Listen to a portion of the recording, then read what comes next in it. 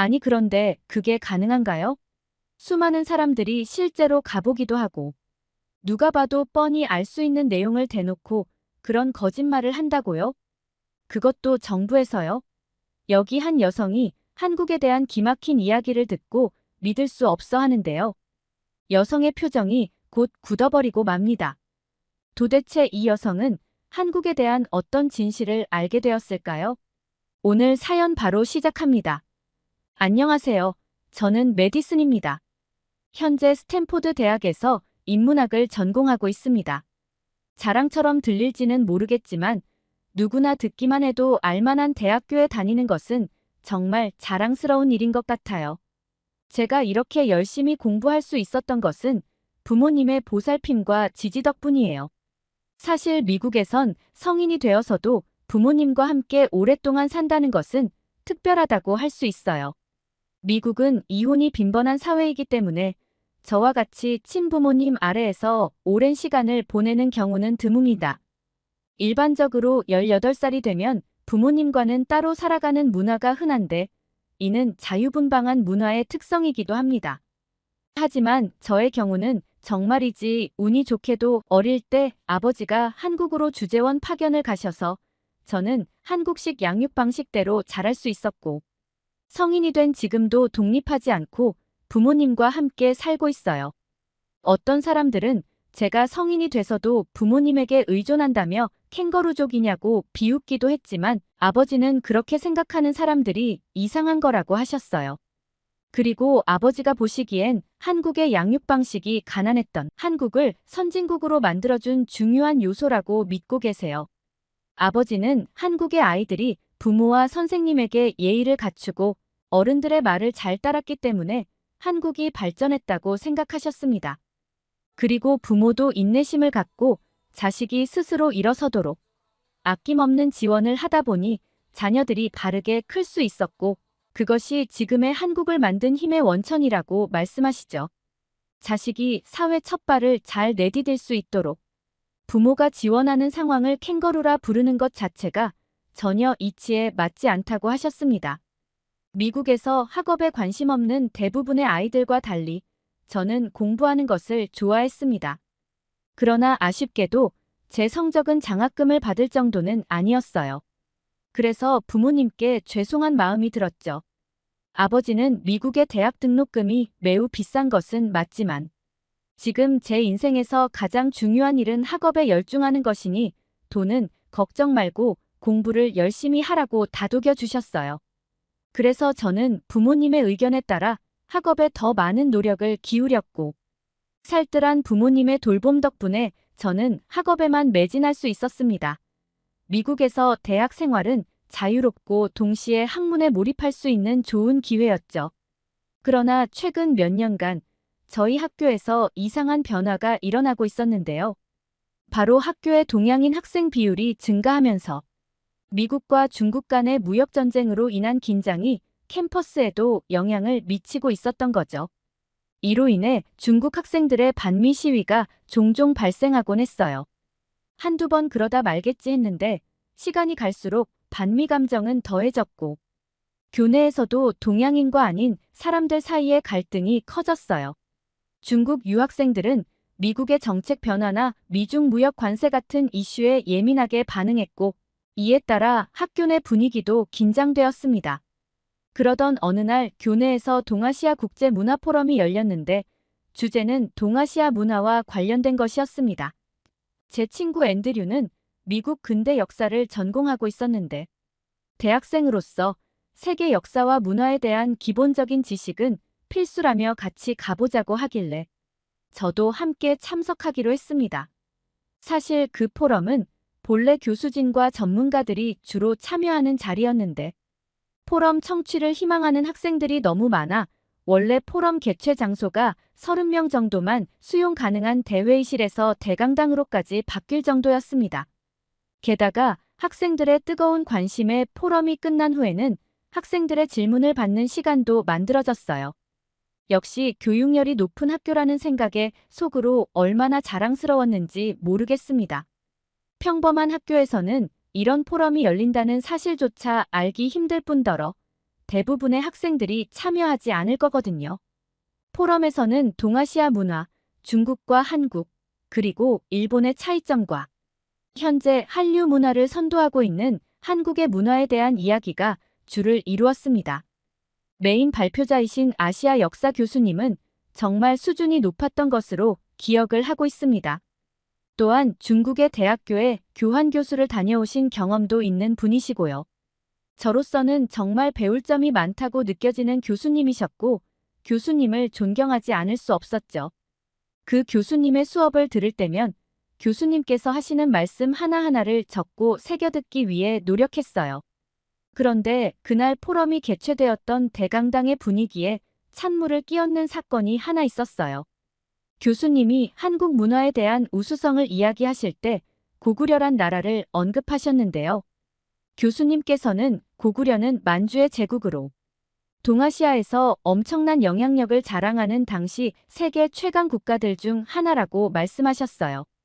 고구려에 대해서 한국 분들께서는 잘 아실 테지만 고구려에 대해 자세히 배워본 적이 없는 저로서는 정말 흥미진진한 내용들이었죠. 교수님께서는 고구려의 기상은 지금까지 한국인의 특성에 많은 영향을 끼쳤고 한국인은 고구려의 강함을 그대로 이어받아 강대국을 두려워하지 않으며 한국을 세계의 10대 선진국 중 한 곳으로 올려놓는데 성공했다고 이어 말씀하셨어요.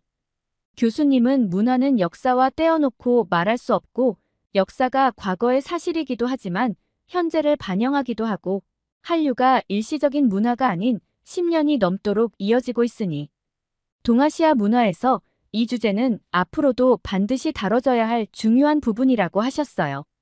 교수님께서는 한국인의 다양한 정서와 경험이 담긴 영화나 드라마가 전 세계로 퍼져나가고 있고 머지않은 미래에 가장 작은 한국이 동아시아의 문화를 선도할 가능성이 크다는 내용으로 마무리를 하셨죠.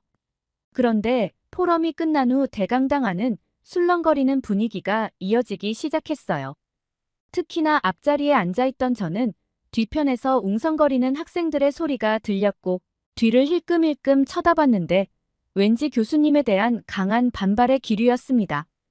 동양인 학생들이 얼굴을 붉히고 있는 것을 보니 그 문제가 꽤 민감한 것 같았습니다. 그들은 제가 평소에 거리를 두었던 중국인 친구들이었습니다. 그 모습을 보니 왜 굳이 여기까지 와서 반미 시위를 하려는 것일까 하는 생각이 들었습니다.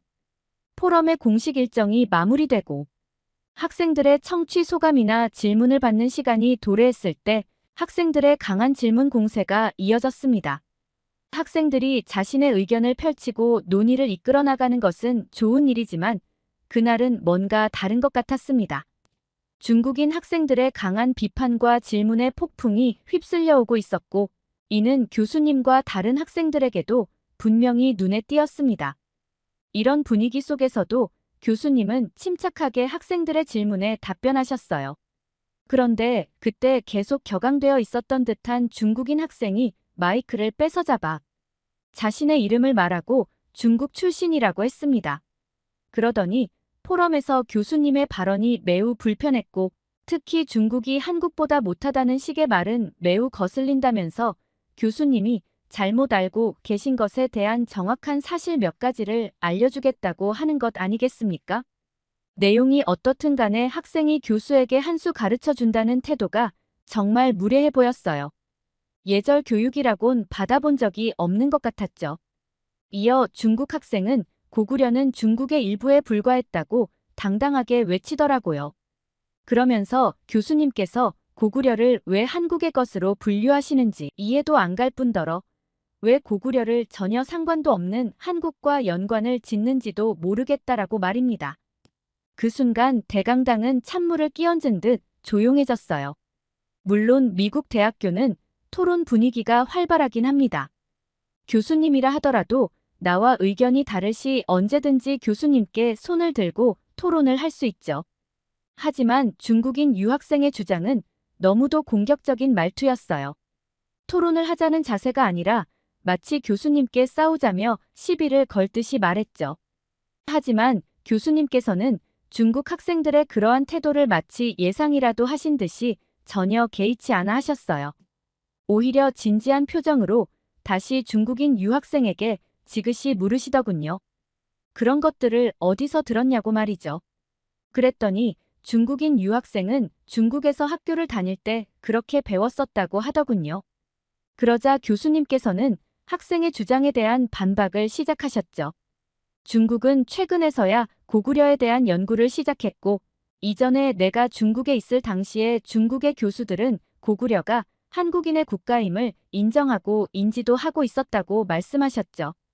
하지만 최근 들어 갑자기 태도를 바꾸었고, 중국은 현재 한국사뿐만 아니라 몽골의 역사, 베트남의 역사, 티베트의 역사마저 자국의 역사라고 주장하기 시작했다면서 최근 여러 공정 프로젝트를 진행 중이고 동북공정 프로젝트 등이 대표적인 예시라고 말씀하셨죠.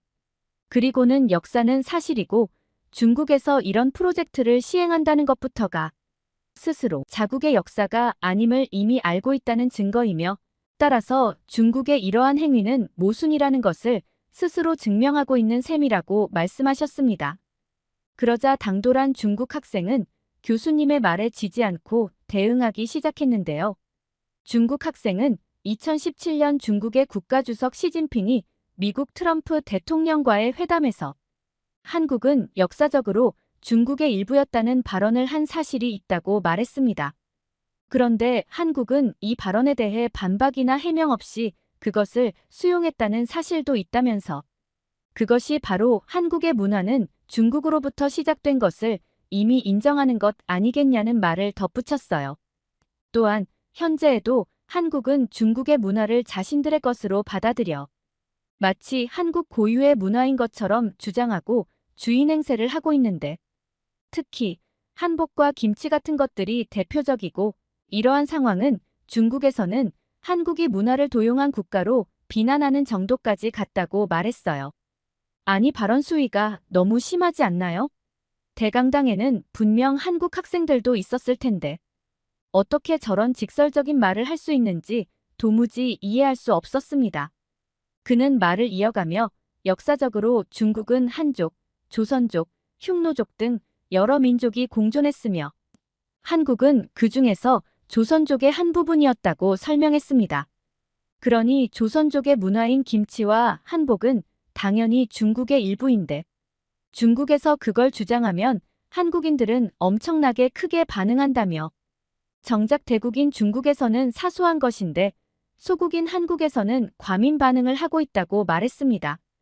그가 말을 마치자마자 중국 유학생으로 보이는 그룹이 박수를 치며 환호를 지르더군요.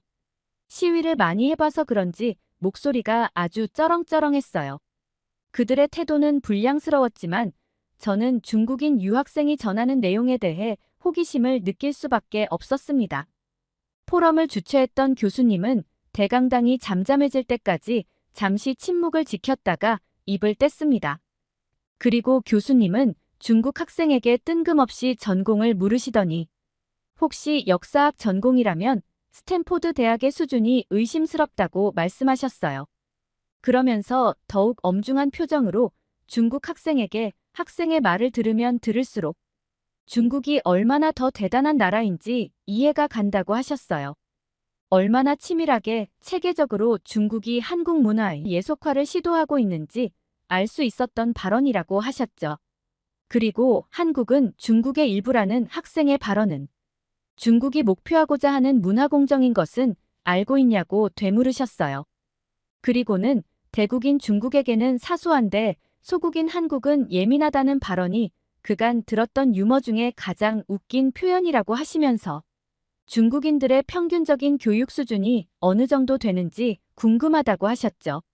문화의 힘이 얼마나 큰지도 모르고 대국 소국하는 표현은 이유 없이 비아냥거릴 때 쓰는 표현이고 이 포럼의 취지 자체는 학회와 교수들의 연구를 발표하고 공유하는 자리였던 만큼 동아시아 학과 교수로서 진실되게 연구한 자료를 근거로 말한 것이고 학생의 말도 안 되는 발언에 교수인 내가 일일이 답변해야 하는 것인지 의문이라고 하시면서 다만 정말 역사에 대해 진실을 알고 싶은 학생이라면 포럼이 끝난 후 자신의 연구실 온다면 교수님의 발언을 뒷받침해줄 충분한 객관적 자료를 보여주겠다고 말씀하셨습니다.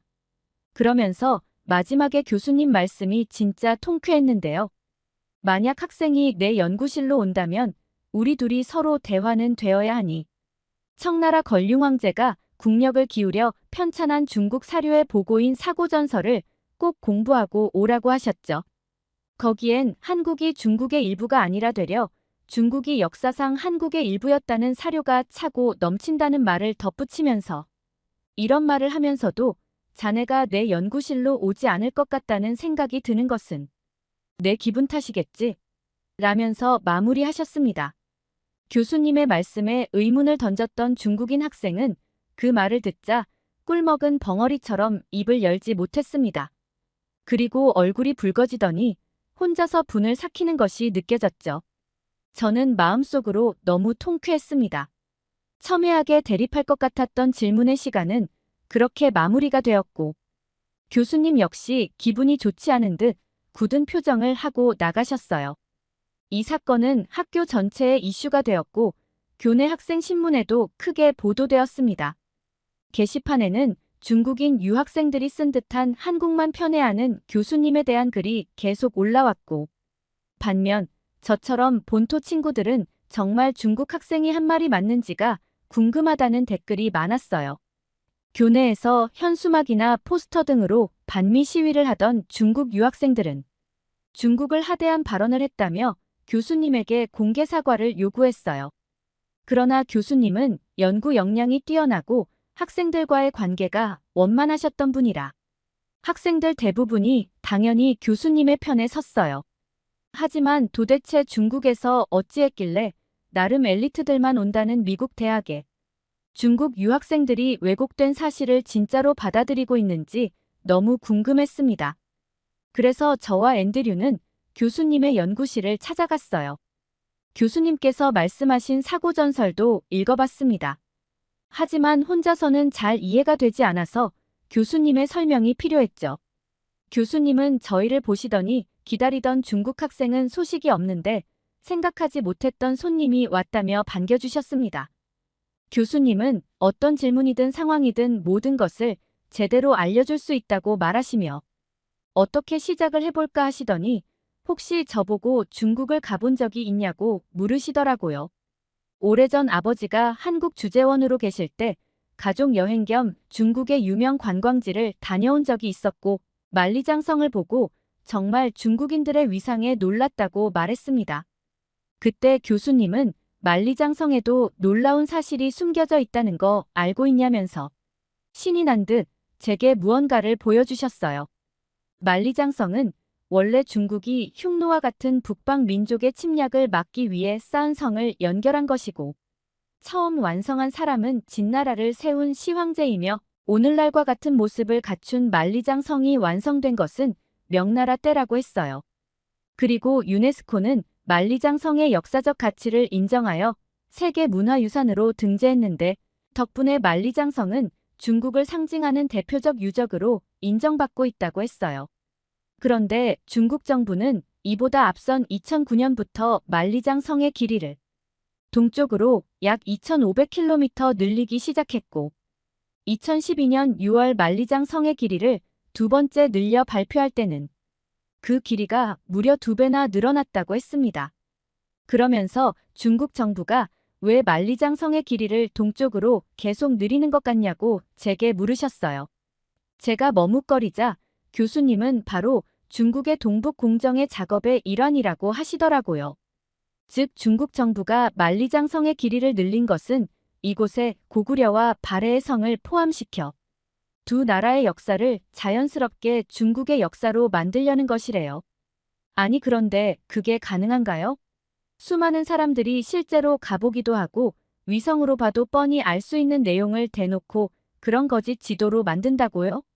그것도 정부에서요?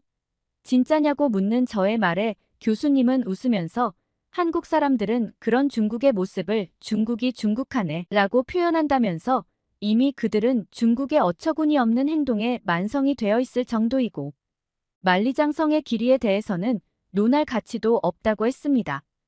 역사 전공인 앤드류도 얘기를 듣고 중국이 이 정도일 줄은 몰랐다고 했어요.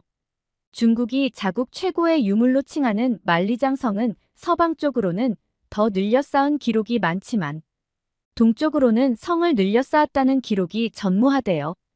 중국의 진 한 시대의 만리장 성 끝은 북경을 경계로 서쪽은 중국 땅, 동쪽은 고조선, 즉 한국 땅이었다고 합니다. 결국 지금 중국 북경 일대가 한나라 시대에는 한국 고조선의 영토였다는 거죠. 너무 놀랍지 않나요? 저는 교수님의 해박한 지식과 핵심을 관통하는 통찰력에 감탄을 했고, 한국이라는 나라가 얼마나 파워풀한지 듣는 내내 흥미로웠습니다. 교수님께 따로 찾아가길 잘했다는 생각이 들었죠. 저는 교수님의 열정에 크게 감동해서 부전공으로 동아시아 학과를 선택하고 싶다는 생각이 들 정도였어요. 한국이라는 나라가 참 신비하고 이상하게 끌리네요. 저의 스탠포드 강연 이야기는 여기까지입니다. 오늘의 사연 어떠셨나요? 오늘이 사연이 좋으셨다면 구독과 좋아요를 눌러주세요. 여러분의 구독과 좋아요는 영상 제작에 큰 힘이 됩니다. 더욱더 감명 깊은 사연으로 찾아뵙겠습니다. 끝까지 시청해주셔서 감사합니다.